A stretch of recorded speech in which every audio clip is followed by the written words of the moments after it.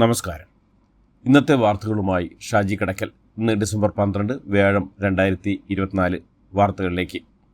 സംസ്ഥാന സർക്കാരിന് വീണ്ടും ഹൈക്കോടതിയുടെ വിമർശനം. അനധികൃത ഫ്ലക്സ് ബോർഡുകൾ നീക്കുന്നതുമായി ബന്ധപ്പെട്ടാണ് ഹൈക്കോടതി സർക്കാരിനെ വിമർശിച്ചത്. എത്ര ബോർഡുകൾ നീക്കം ചെയ്യുന്ന കണക്കുകൾ ഹാജരാക്കാൻ കൂടുതൽ സമയം തേടിയതിൽ സിംഗിൾ ബെഞ്ച് കടുത്ത അതൃപ്തി രേഖപ്പെടുത്തി.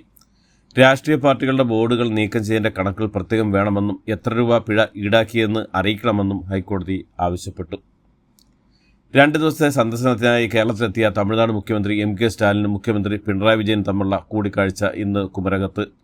കൂടിക്കാഴ്ചയിൽ മുല്ലപ്പെരിയാർ വിഷയം ചർച്ച ആയേക്കുമെന്ന് റിപ്പോർട്ടുകൾ. കേരളത്തിലെത്തുമ്പോൾ മുഖ്യമന്ത്രി പിണറായി വിജയനുമായി മുല്ലപ്പെരിയാർ ഡാമിന്റെ അറ്റകുറ്റപ്പണികൾ സംബന്ധിച്ച് ചർച്ച നടത്തുമെന്ന് മുമ്പ് സ്റ്റാലിൻ തമിഴ്നാട് നിയമസഭയിൽ വ്യക്തമാക്കിയിരുന്നു.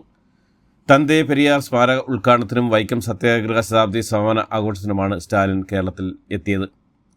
തൃപ്പൂണിത്തുറ പൂർണ്ണതാ ശ്രീ ക്ഷേത്രത്തിൽ കോടതി നിർദ്ദേശങ്ങൾ ലംഘിച്ച് ആനകൾ എഴുന്നള്ളിച്ചതിൽ ഹൈക്കോടതി കോടതിയലക്ഷ്യ നടപടികൾ തുടങ്ങി. കോടതി നിർദ്ദേശങ്ങൾ ലംഘിച്ചതിന് ദേവസ്വം ഓഫീസർ അടക്കമുള്ളവർക്ക് നോട്ടീസ് അയക്കാൻ ഡിവിഷൻ ബെഞ്ച് നിർദ്ദേശിച്ചു. നാട്ടാന എഴുന്നള്ളത്തുമായി ബന്ധപ്പെട്ട് ഹൈക്കോടതി പുറപ്പെടുവിച്ച മാർഗനിർദ്ദേശങ്ങൾ പാലിക്കാതിരിക്കാൻ മനഃപൂർവ്വമായ ശ്രമമുണ്ടായെന്ന് കരുതേണ്ടി വരുമെന്ന് കോടതി പറഞ്ഞു. മാനദണ്ഡങ്ങൾ ലംഘിച്ച് തൃപ്പൂണിത്തുറ പൂർണ്ണതാ ക്ഷേത്രത്തിൽ ആനകളെ എഴുന്നള്ളിച്ചത് വനം വകുപ്പ് കേസെടുത്തിരുന്നു. ജിഫ്രി മുത്തുക്കോയ തങ്ങൾ സമസ്ത മുശാവറ യോഗത്തിൽ നിന്ന് ഇറങ്ങിപ്പോയി. സമസ്തയിൽ ലീഗ് വിരുദ്ധ ചേരിക്കാരനായ ഉമർ ഫൈസി മുക്കം നടത്തിയ അധിക്ഷേപ പരാമർശത്തിലാണ് ജിഫ്രി മുത്തുക്കോയ തങ്ങൾ കുപിതനായത്. അധ്യക്ഷൻ ഇറങ്ങിപ്പോയതിന് പിന്നാലെ ഉപാധ്യക്ഷൻ മുശാവറ യോഗം പിരിച്ചുവിട്ടു. ഇന്നലെ ചേർന്ന യോഗത്തിൽ ഉമർ ഫൈസി മുക്കവുമായി ബന്ധപ്പെട്ട പരാതികൾ ചർച്ചയ്ക്ക് വന്നപ്പോഴാണ് സംഭവം.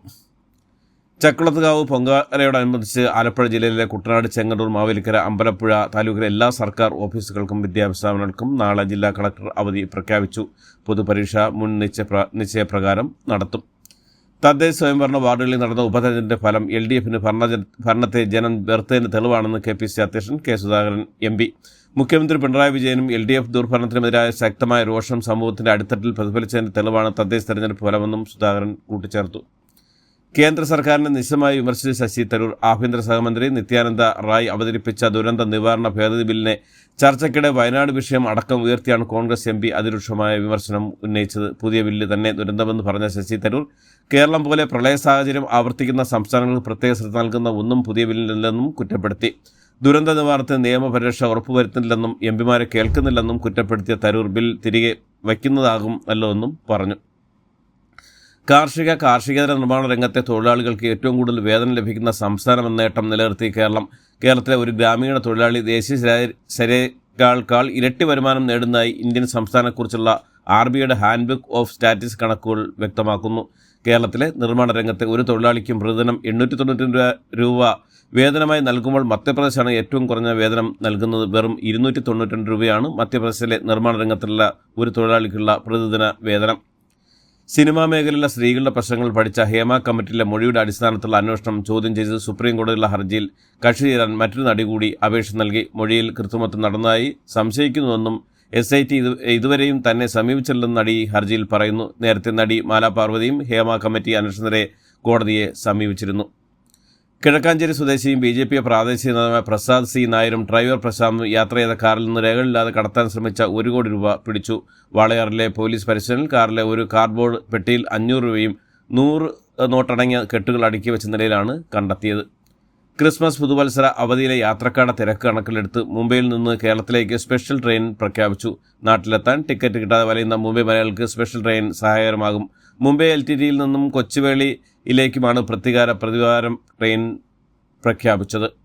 സെക്രട്ടറി മുല്ല റോഡ് കയ്യേറി സമരപ്പന്തൽ കെട്ടിയ സംഭവത്തിൽ CPIയുടെ സർവീസ് സംഘടനയായ joint council of state service organisation നേതാക്കളടക്കം 150 പേർക്കെതിരെ പോലീസ് കേസെടുത്തു. പൊതുവഴിയിലുള്ള ഗതാഗതം തടസ്സപ്പെടുത്തിയതിനും നടപ്പാത കയ്യേറി കാൽനട യാത്രക്കാർക്ക് ബുദ്ധിമുട്ടുണ്ടാക്കിയതിനുമാണ് കേസ്. KSU പ്രവർത്തകരെ ക്രൂരമായി മർദ്ദിച്ച തോട്ടട ITIയിലെ SFI നടപടി കിരാതമെന്നും അക്രമം നടത്തിയ ക്രിമിനൽ കുട്ടി സഹായകർക്കെതിരെ കർശന നടപടി സ്വീകരിക്കണമെന്നും KPC president K. Sudhakaran. Madayi കോളേജിലെ ബന്ധു നിയമന വിവാദത്തെ ചൊല്ലി കണ്ണൂർ പഴയങ്ങാടിൽ M.K. രാഘവൻ MP അനുകൂലികളും എതിർക്കുന്നതും തമ്മിൽ ഏറ്റുമുട്ടി. രാഘവൻ അനുകൂലികളുടെ പ്രകടന ഉത്ഭവം തടഞ്ഞതോടെയാണ് സംഘർഷം ഉണ്ടായത്. MPക്കെതിരെ പ്രതിഷേധിച്ചതിന് നടപടി നേരിട്ട കോൺഗ്രസ് നേതാക്കളുടെ നേതൃത്വത്തിലാണ് പ്രകടനം തടഞ്ഞത്. ഉള്ളൂർ തുറുവിക്കൽ ക്ഷേത്രകുളത്തിൽ 2 ഓട്ടോറിക്ഷ ഡ്രൈവർമാർ മുങ്ങി മരിച്ചു. പാറാട്ടുകോണം സ്വദേശികളായ ജയൻ, പ്രകാശൻ എന്നിവരാണ് മരിച്ചത്. സംഭവത്തിൽ മെഡിക്കൽ കോളേജ് പോലീസ് കേസെടുത്തിട്ടുണ്ട്.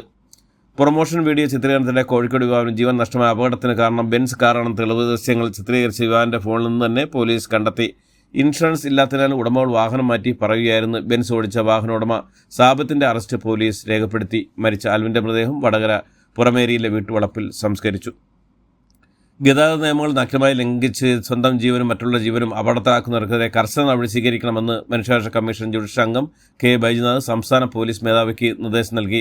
ബീച്ച് റോഡിൽ പ്രൊമോഷൻ റീൽ ചിത്രീകരിക്കുന്നതിൽ വീഡിയോഗ്രാഫർ കാറിടിച്ച് മരിച്ച സംഭവത്തിന്റെ പശ്ചാത്തലത്തിലാണ് ഈ നടപടി. ബംഗാൾ ഉൾക്കടൽ ശക്തി കൂടിയ ന്യൂനമർദ്ദം സ്ഥിതി ചെയ്യുന്ന സാഹചര്യത്തിൽ സംസ്ഥാനത്ത് ഇന്ന് മുതൽ വീണ്ടും മഴ കനക്കുമെന്ന് കാലാവസ്ഥാ നിരീക്ഷണ കേന്ദ്രത്തിന്റെ മുന്നറിയിപ്പ്.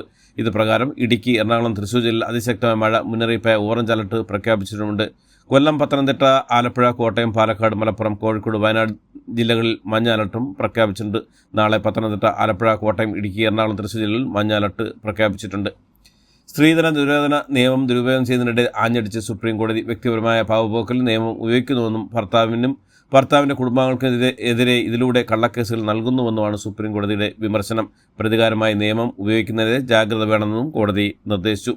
പ്രതിപക്ഷം തെറ്റായ പ്രചരണം നടത്തുകയാണെന്നും റെയിൽവേ സ്വകാര്യവൽക്കരിക്കുമെന്ന സർക്കാർ അജണ്ടയില്ലെന്നും മന്ത്രി അശ്വിനി വൈഷ്ണവ്. ഗുജറാത്തിൽ 5 ആശുപത്രികൾ ഡീബാർ ചെയ്തു. ഇൻഷുറൻസ് തുക തട്ടിയെടുക്കാനും രോഗമില്ലാത്തവർക്ക് ആൻറ്റിപ്ലാസ്റ്റിക് സർജറി അടക്കം നടത്തുകയും 2 പേർ മരണപ്പെടുകയും ചെയ്ത സംഭവത്തിന് പിന്നാലെയാണ് ആശുപത്രികളെ ഡീബാർ ചെയ്തത്. റഷ്യയുടെ മുന്നറിയിപ്പ് റഡാർ സംവിധാനം വോറോനെഷ് സ്വന്തമാക്കാൻ ഒരുങ്ങി ഇന്ത്യ. പ്രതിരോധ മേഖല കൂടുതൽ ശക്തിപ്പെടുത്തുന്ന ലക്ഷ്യമാണ്. ഇതിന് പിന്നിൽ റഷ്യയുടെ റഡാർ സംവിധാനം സ്വന്തമാക്കാൻ $4 ബില്യൺ ഇന്ത്യ ചെലവിടുന്നതെന്ന് വിവിധ ദേശീയ മാധ്യമങ്ങൾ റിപ്പോർട്ട് ചെയ്യുന്നു. കളിച്ചുകൊണ്ടിരിക്കുക തിങ്കളാഴ്ച വൈകുന്നേരം രാജസ്ഥാനിലെ ദൌസിലെ 150 അടി താഴ്ചയിലെ കുഴൽക്കിണറിൽ വീണ 5 വയസ്സുകാരനെ രക്ഷപ്പെടുത്തി. അബോധാവസ്ഥയിലുള്ള കുട്ടിയെ ആശുപത്രിയിലേക്ക് മാറ്റി. 155 അടി ആഴത്തിലും 4 അടി വീതിയിലും തുരങ്കം നിർമ്മിച്ചായിരുന്നു രക്ഷാപ്രവർത്തനം. 55 മണിക്കൂറാണ് രക്ഷാപ്രവർത്തനം നീണ്ടത്. ഭർത്താവിൻ്റെ വായ്പകൾ അടച്ചു തീർക്കുന്നതിനായി നവജാത ശിശുവിനെ 1 ലക്ഷം രൂപയ്ക്ക് വിറ്റതായി യുവതി പോലീസ് അറസ്റ്റ് ചെയ്തു. ബംഗളൂരിലെ രാമനഗറിലാണ് സംഭവം. കുട്ടിയെ വിൽക്കാൻ സഹായിച്ച 2 പേരെയും കുട്ടിയെ വാങ്ങിയ ആളെയും പോലീസ് അറസ്റ്റ് ചെയ്തു. മസ്ജിദ് സർവേ തുടർന്ന് സംഘർഷമുണ്ടായ ഉത്തർപ്രദേശിലും സംഭലിലും ബുൾഡോസർ പ്രയോഗം അനധികൃതമായി നിർമ്മിച്ചെന്ന് ആരോപിച്ച് ഡെപ്യൂട്ടി കളക്ടർ നേതൃത്വത്തിൽ സംഭലിലെ കെട്ടിടങ്ങളിൽ നിന്ന് രാത്രി ഇടിച്ചു നിരത്തി. സാമൂഹ്യ മാധ്യമ ആപ്ലിക്കേഷനുകളായ മെറ്റയും വാട്സാപ്പും ഫേസ്ബുക്കും ഇൻസ്റ്റാഗ്രാമും ഇന്നലെ രാത്രി 11 മണിയുടെ ലോകഭാഗമായി പണിമുടക്കി. അതേസമയം വിഷയത്തിൽ മെറ്റ ഇതുവരെ ഔദ്യോഗിക പ്രതികരണം നടത്തിയിട്ടില്ലെന്നാണ് റിപ്പോർട്ടുകൾ. ഇതോടുകൂടി ഇന്നത്തെ വാർത്തകൾ അവസാനിക്കുന്നു. എല്ലാവർക്കും നന്ദി, നമസ്കാരം.